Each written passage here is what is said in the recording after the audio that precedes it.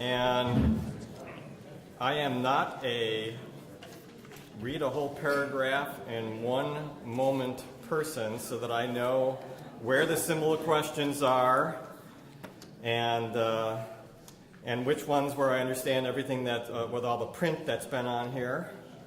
But I know that there are at least several in this category. So it says address this to Mike, but Mike or Mitch, you both might have an opinion on this. And that's can you talk some about the journey of reporting after 9/11 as it relates to Christians, Jews, Muslims, Sikhs, etc.? Well, the journey of reporting, I mean, it obviously changed. Well, we were talking about this at the break, sort of. Before 9/11, and back in my early career across the world, the city, the state, the country, for that matter, was pretty much Christian or Jewish. I mean, there wasn't a whole lot said. 9/11 it changed things, and it changed some things for the worse in some areas, I think. But the journey of reporting, even after that horrific incident, I don't think it changed that much. And what has changed news is people who can say anything they want to on the internet. I think for the most part, Tulsa World and most other news organizations around here particularly, were fair.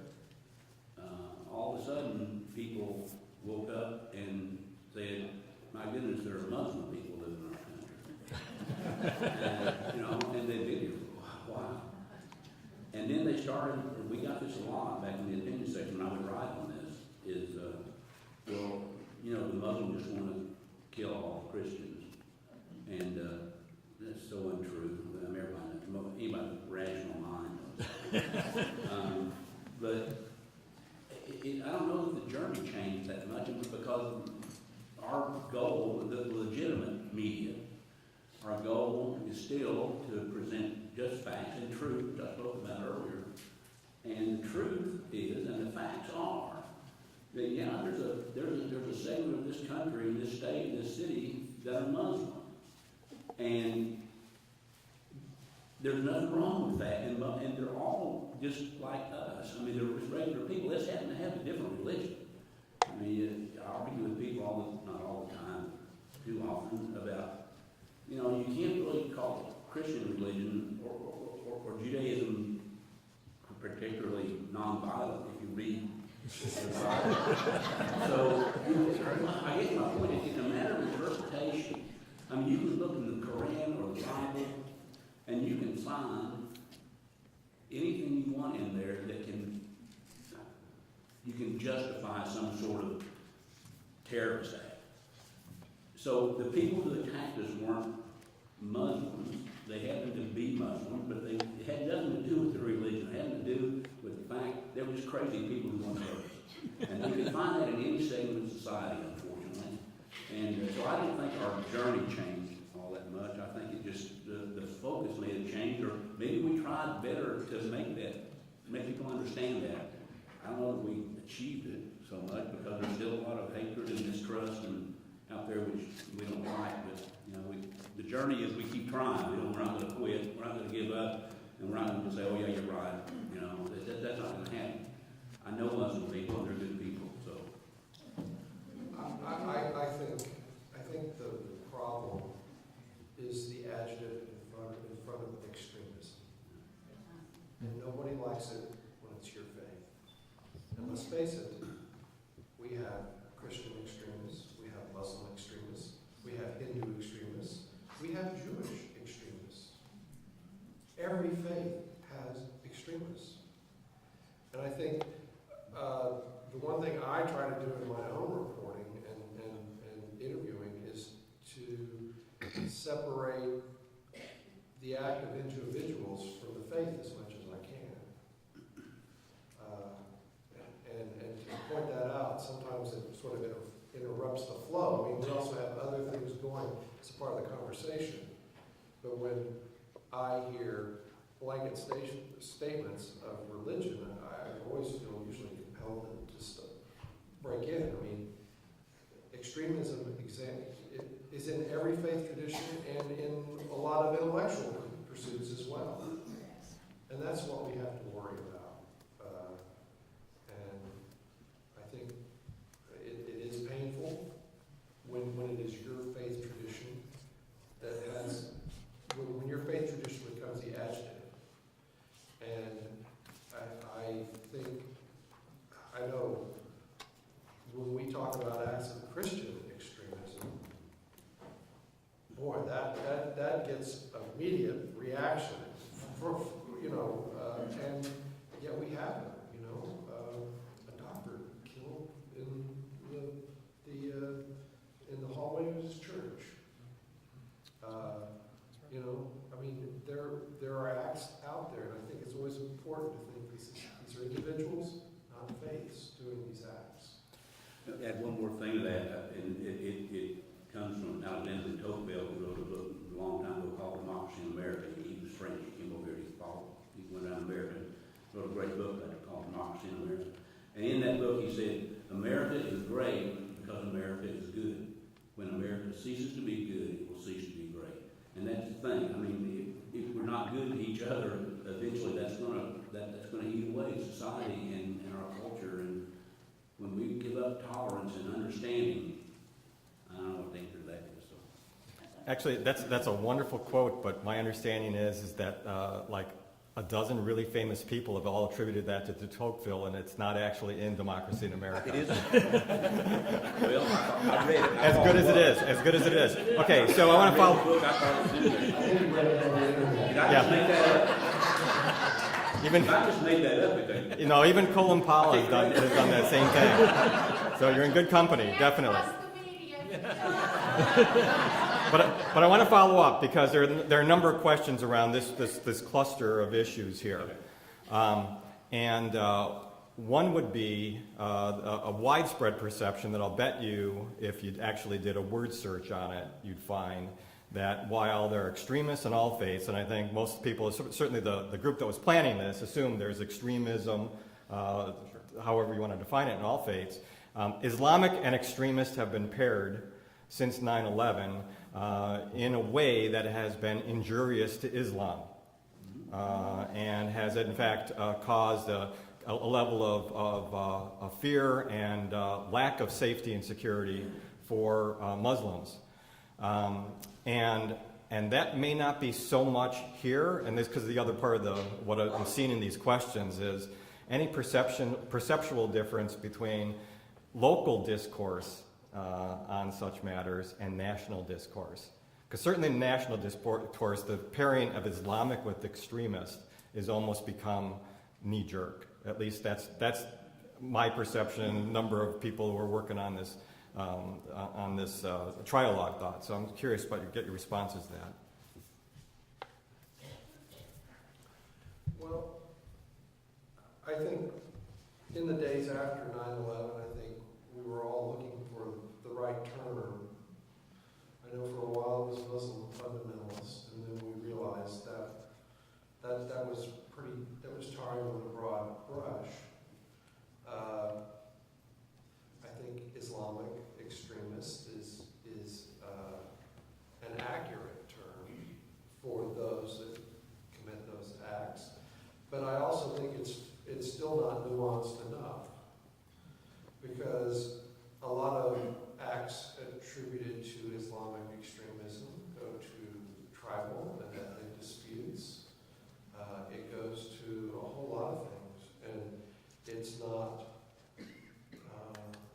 necessarily Islamic extremism targeting other faiths. They're targeting divisions within their own, or ethnic or sect conflicts. And I think Yvonne had a really good comment about time. The average news story on a network news sometimes it's a minute and a half, 2 minutes tops. You can't get a lot of specifics. You can't get into subtleties.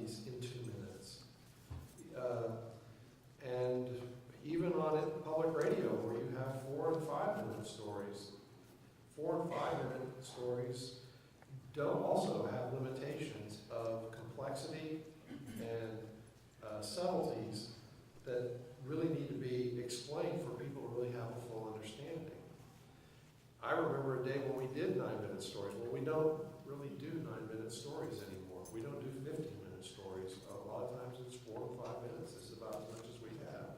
There's only so much nuance and complexity that you can put in there. And sometimes you're looking for the words that most accurately convey that in the least amount of time. And I think that's where people might hear that phrase a little more. But you know, it's again a problem of, I mean, even in the newspaper, you got column inches. You only have so many, and you gotta edit it to fit the space. I mean, the worst thing you want to read in a newspaper is a story that basically said you got 15 column inches and it just stops. I've seen some papers where that's happened occasionally, and that's very unsatisfying. So, I mean, there has to be things eliminated for length considerations, and a lot of times it's the complexity and the nuance of what we're reporting on and the story we're trying to tell as best as we can. There's also, it's something I don't like, but it's a fact, but there's a sort of a pack mentality in journalism. And something easy comes up like that, like say Muslim terrorists or Muslim extremists. It's easy, and sometimes I admit it. Sometimes we get lazy, and all of a sudden that phrase starts being used, and next thing you know, everyone's using it. I was sitting here thinking when Rich was talking, I was trying to remember when we really started using that. In 1972 at the Olympics, there were Palestinian terrorists. Now, I'm just going to take a wild guess here and say they might have been Muslim. I don't know. But we didn't. Did that start after 9/11? I don't recall that being used. I mean, because terrorism has been going on for a long time by every religion I can think of. But it seemed like Muslim terrorists, all of a sudden, when they found out the guys who did 9/11 were Muslims, that's the word that the media picked up on. That's the first one I remember. And there's somebody in this room can correct me on that. I mean, I didn't know. Does anybody have some facts? Anybody have any knowledge? I mean, I know how it was tied so closely to 9/11, but I can't go back further than that and myself. And then it became too easy, and because it fits in a headline or it fits boom in a promo for a news story. Yeah. On the city bombing, there was talk of Islamist terrorists doing some bombing before they knew. That's the first thing they thought of. Right. When that happened. Right. The first thing they thought of, that was before 9/11. I would say that's the politicians who are saying that, not necessarily the media.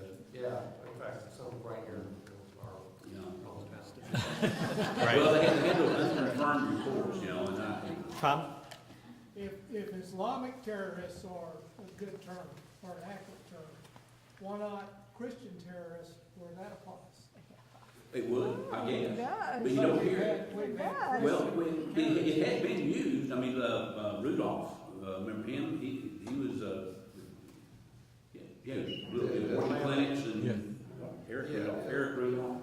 He was sort of a Christian terrorist, but I don't remember him being thrown around a lot. The folks up in Kansas, at the church in Kansas, I guess you could maybe call them Christian terrorists, although I don't think they've done anything violent.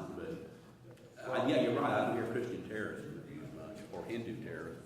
No, well, I would say Hindu extremism is used quite often, except we just really don't have, it's Not mainly here. in Right. South Asia, That's going on. and it happens a lot, but I think that is a good point, is that that term isn't used, and that when an act of Christian extremism takes place, it's very quick to be labeled an individual, and I think with an issue of Islamic extremism, it tends to be not an individual, but a faith. And it's always easier with the majority to label a minority something. Yes. Would you repeat the statement made last Sunday by a Muslim speaker about extremism is to the Muslim religion as blind is to the Christian? Right. Actually, the reason I can say I can trace it back to at least 9/11, but thanks for those of you who remember even much further back. Yes. Also on the term of Islamic terrorism, when you put it as a Muslim, I think one thing to be missing in this country is we don't have a right to have crazy people too.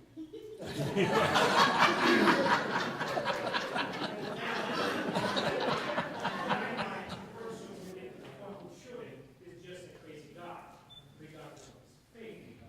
While when it comes to a Muslim, it's just it's always about his faith, nothing else. If Right. you look at that guy's background and all that, Muslim and practicing laws or anything else, are not being crazy. What we don't have as a right in media and in other places is that we also as Muslims, we can have crazy people, even regardless of the faith. Everyone else in this country has that right, like the DC shooting. I am really sad that when I was happy that he was converted to Buddhism. Unfortunate, that's a sad, really sad. But it was that way around, like he was converted to Islam. Everyone else here knows how the story was going to go, instead of how it ended, right there, afterwards. So I think one thing that the Muslims are missing is that the right to have crazy people without linking them to the faith. And When it's time to be. thank you. And this I think goes to the heart of this is a perception issue. I don't know how it factually bears out, which is the perception that Islam at its core is violent.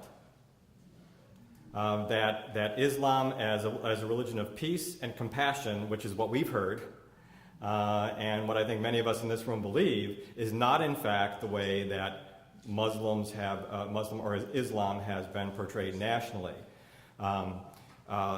I referred last week to the episode of The West Wing that was produced immediately after 9/11. It was in the same month. In fact, it was the first opening show of the season, where one of the characters in there, the Deputy White House Chief of Staff, Josh Lyman's character, is with a group of civic students in the basement of the White House while the White House is under lockdown because of somebody in the White House employment whose name showed up on a terrorist watch list. They're getting a civics lesson downstairs. And Josh writes out on a pad of paper, Islamic extremist is to Islam, Islamic extremist is to Islam as blank is to Christianity. And the answer he filled in there was KKK. So that, we have our crazies, right? Well spoken. However, I think that what I suspect why the narrative of Islam and violence connected has taken such root and is so difficult to unroot is because of a perception born of ignorance and of what caught people's attention in the media, that Islam and violence are inherently connected.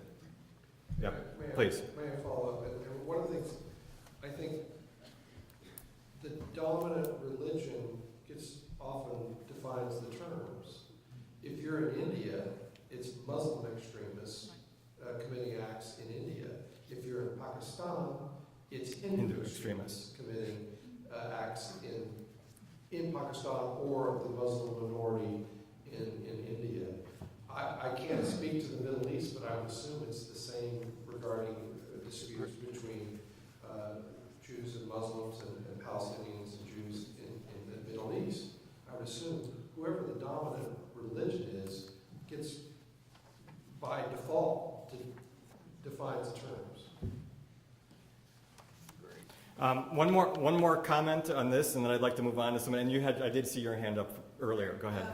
Hi, just because we do have the media as a thing, what I wanted to add as far as the extremism, after 9/11, the intelligence community increased 20-fold as a way to encourage Americans to throw their support behind the the Department of Homeland Security and the privatization, and consequently the increased $1 billion that was put out to privatization contract operatives. The word extremist was used, it was put out there as part of the operations perception management. There's a lot of documentation on this. As far as what would get Americans upset, what would allow us to have our civil liberties and rights diminished. So the word extremist is a hot button for us. So rather than it being tied to one religious group, being derogatory towards another, I think you'll find that actually the root is a little bit more insidious than that, and it has to do with what would get us to release thousands of dollars to support the Department of Homeland Security. I've just done a lot of reading about it, so I just wanted to throw that out. I would also respectfully disagree with at least a portion with it, because I do know that in the days, I mean, we had discussions from national NPR and as well as our local stations on our language we were using. And at a lot of times it was Islamic fundamentalists. And this was a big shot discussion on whether that was tarring an awful lot of innocent people with some heinous acts. And, Islamic terrorists, Islamic extremism, maybe extremism probably is maybe a little more loaded than just calling it a terroristic act with that adjective, but I do know that there's a lot of discussions within the media about how we do these sorts of things, because we want to be fair, we want to be accurate as much as possible, and nobody wants to tar with a broad brush. Thank you. I'm going to shift because there's several questions, and we'll give you I'm going to read all three of them because they'll give you an idea of some of the diversity of starting viewpoints in the room regarding these terms that, at least in the theological world, we're finding increasingly irrelevant, and that's liberal and conservative, because there's lots of folks starting to mix it up. So let me just read the three of them, and then we'll see what kinds of questions can emerge out of the three. What does the development of non-objective news sources, such as Fox or MSNBC, mean for the furtherance of civil discourse? Because we heard a lot here about journalistic objectivity, and we also have, named two stations which are at least alleged to be highly partisan in one way or another. Another question, why is radio talk show circuit so heavily conservative? And then on another side, do you think that most of the national media personnel are politically liberal? So, liberal and conservative, tell us how that works out in your world. You should do the one about the radio first. We know about that one. It takes a lot of different people to make a world. And they all exist in our area, believe it or not. Radio talk shows, certainly on the AM dial, AM listening is dwindling fast. And so that formula it's the one way to make money. I mean, it really comes down in the commercial media, it's about making money. You can deliver a good audience that will, you should not look at radio talk shows as news. First of all, don't do that. It's entertainment. It's news entertainment. Maybe that's what it is. Its sole reason is not public service. It's to make money. That's why the host is heard on the commercials. And it draws a big minority of the overall radio audience, but it gets about 10%, and 10% can make you the market leader at any given point of the day. And that means you can make some money, and that's why it's there. It's not a representation of the whole political spectrum. But it's there. We have free media airwaves, and so that's why it's there. But I think the thing to take away is radio talk shows are not news programs. Even mine is not a news program. And I think that's something to keep clear in mind. I do want to address the non-objective news sources. We were talking before, everybody talks about how we have to have objective journalism in all instances in this country. That only dates back, first of all, with the fairness doctrine being gone for over 20 years, we should not be surprised that that's not the case anymore. And it never was the case except for a very short, narrow point in our history for about 40 years. American media has always been incredibly opinionated. All you have to do is go back and read colonial broadsides to see, duels were fought over things written in the newspaper. And we should never forget that. It gets back to, it is the buyer beware, carpe diem, that's carpe diem, what am I talking about? That might work too. But it goes back to buyer beware, and it's up to you to separate the wheat from the chaff. And, at the dawn of the 20th century, every media outlet, of course at that time it was only newspapers, were incredibly opinionated. And they were opinionated in the news pages. I think we have great objectivity in the news section of our newspapers. Of course, the op-ed page is going to have a political point of view or an editorial point of view. I still think most news reporting on most broadcast news stations are pretty objective. I think even with NBC, I don't really see a lot of news coming out of that shop. Frankly, it's mostly opinion. There is a little bit of news on Fox. I'll take up for Fox a little bit and say there is a little news, but the whole thing is it's all lumped together with opinion and commentary, so it blurs the line an awful lot. But I think the news producers, for the most part, are trying to be objective. I think what happens is beyond the news producers up higher, there's this blurring of commentary, and so it's impossible to know where news begins and ends and commentary begins and begins. There are, liberal and conservative. The New York Times is a liberal newspaper. Wall Street Journal is a conservative newspaper on their opinion sections. Their news sections on both of them are outstanding. Their reporters are outstanding. I don't see much bias in their news reporting. Now, there may be a news analysis or something that's little, if you want to, call New York Times a liberal newspaper, yes, it is, because they support mostly Democrats, they support liberal causes. But that's what newspapers do, is what Richard was saying, that's what newspapers do.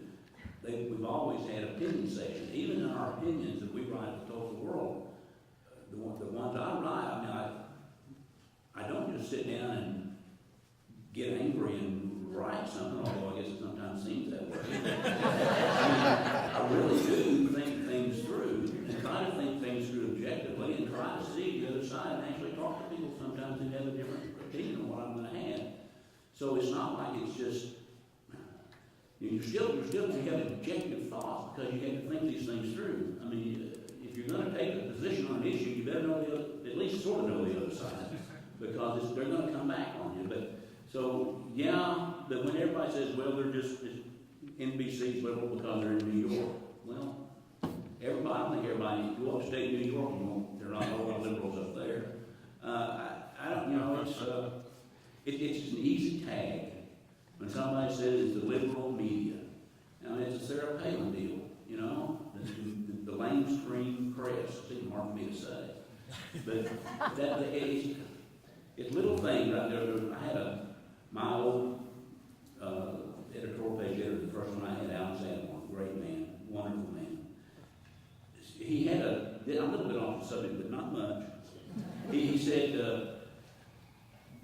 one-stepper and a two-stepper.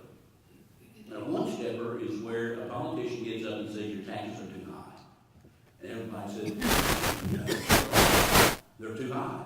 But then the next guy comes along and says, well, but here's why we have these taxes, because then you had to open the schools, and you had to, and well, all of a sudden you got a three-stepper going, you're blank. It's over. Because then the next guy comes back, yeah, but your taxes are too high. Yeah, that's right, my taxes are too high. So it's easy to do in the press and on talk radio, especially, that they use that one-stepper all the time. They're really good at that, saying one thing, and then they hammer and hammer and hammer. The next guy has to come along and try to explain it, and people don't pay that much attention. So, getting back to the subject,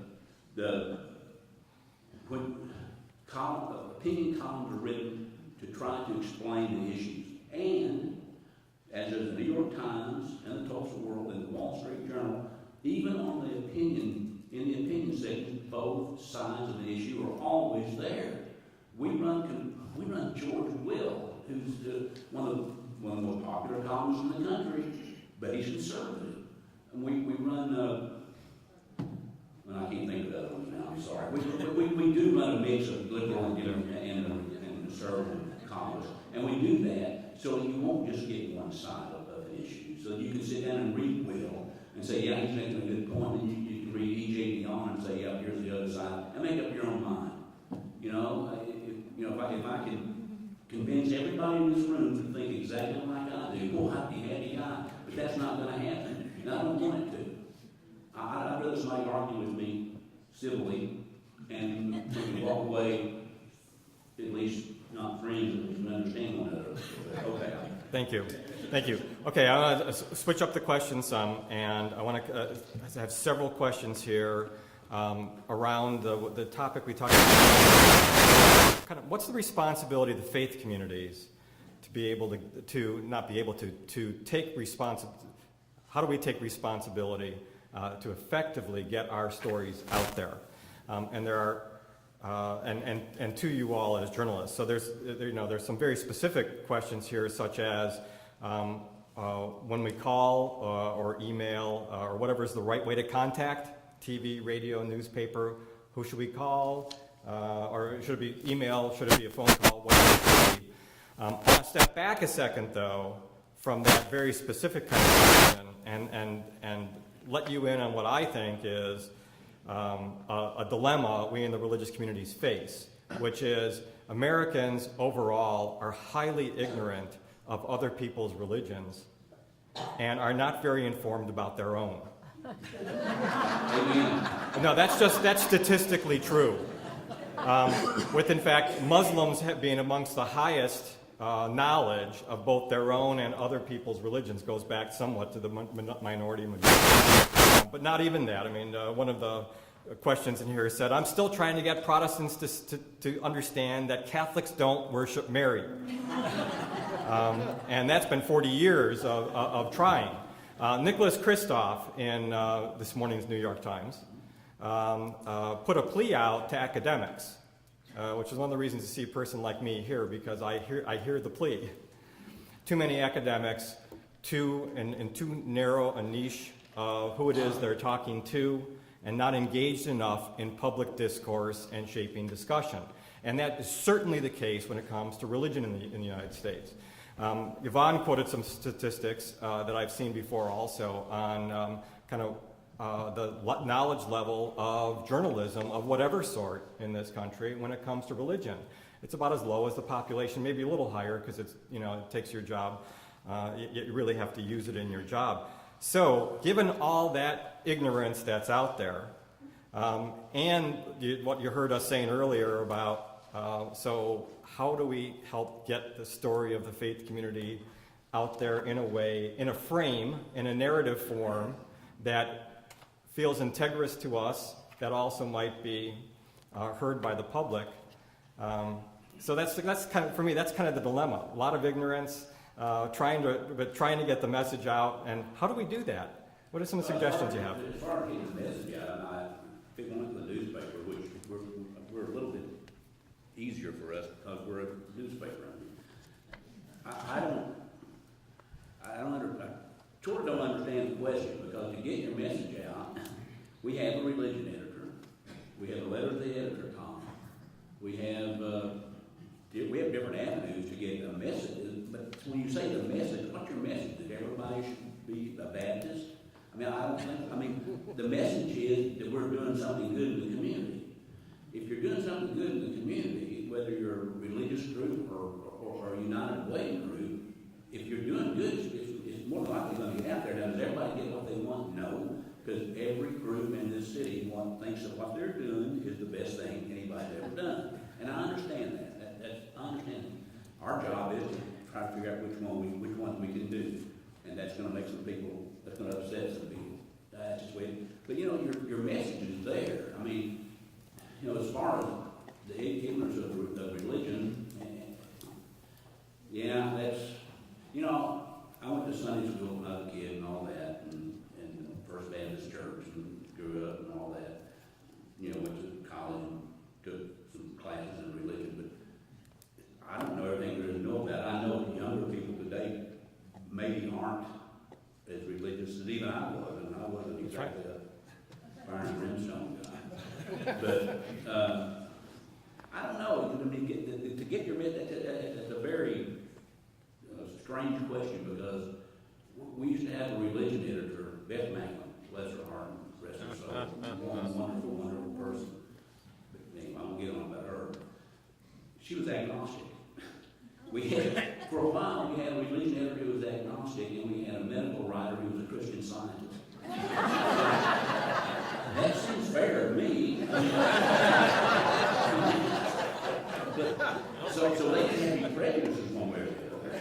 And so maybe that's what made them pretty good at that, because they were very open-minded about it. So, anyway, I don't know. I'm rambling on that, and I don't know what the answer is. And as far as religious ignorance, that's just a shame. I mean, because you don't understand the works of William Shakespeare if you don't understand religion or the Bible. You don't understand a lot of things if you don't understand the Bible or religion, because our fabric of our culture is based around whether we like it or not, whether we believe it or not, it's there. So, I don't know, churches, you got church on the move and all that stuff. It's supposed to be attractive to young people when they go out and do stuff. I don't know what the answer is. Rich, you want to take a run at it? For 5 minutes and they give you an answer at all. Well, I will blow your horn a little bit, Professor Moore. I mean, I can't think of a whole lot of newspapers that have a religion editor that gets a space that Bill loves in the Tulsa world that for a lot of communities this size or larger. So, I mean, I think the opportunity's there, and it's about, you know, I don't think there's any secret of what his email address is, and I bet you if you call, they'll put your call through.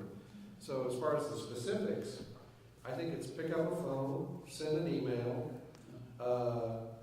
drop by, Call first. Yeah. Be prepared to be disappointed.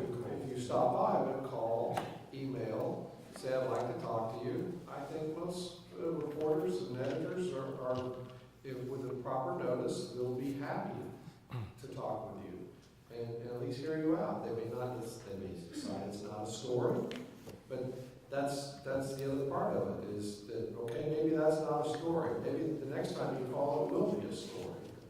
I think, I notice a lot of people who when I turn somebody down, I say, but please call me again, because while this may not work, the next time it will. And I think a lot of people, once they get the initial rejection, they say, well, they're not going to ever listen to me. Well, we've just got like 9,000 people asking for our attention at any given moment. And I'm exaggerating a little bit, but there are a lot of competing ideas for attention. And really, it's to our advantage and to you as consumers of our product that we really sort of pay attention to that one focus while we're working on it. So I think it's important that you be persistent, be respectful, and you'll probably get respect back, and it will help. I think what the aim of what you're wanting to get out there is important. I think, I've done a number of shows on declining church attendance attendance or religious attendance in all traditions. If it's about getting more people in the door, that's not going to be the best. That's not going to be the best approach for coverage unless you've got the best ideas in sliced bread, or a new idea. I think we're always attracted to new, interesting approaches. I think that always works as well.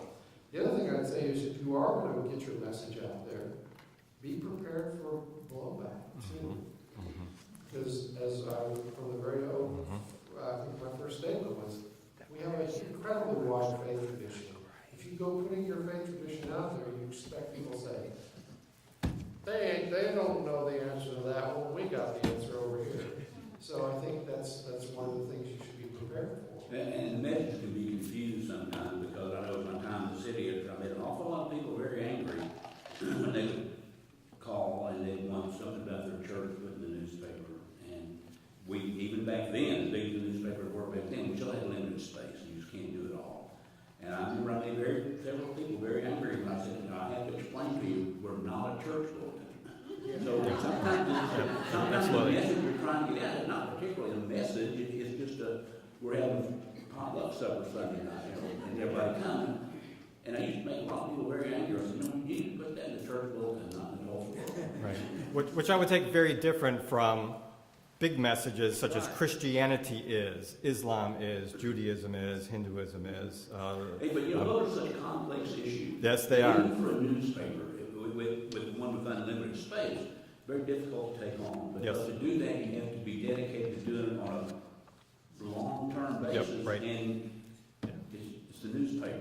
Sometimes we just can't have the space or the time to take on that kind of stuff. And I would say that we could do 15-hour documentaries or series and still not really get, you'd be hard pressed to, you'd still offend somebody. Yes, lifetimes of study even. I'm going to respond very quickly in 30 seconds to some questions I got asked. In my definition in civil discourse, relatively equal power. Okay, conversation doesn't happen without a context.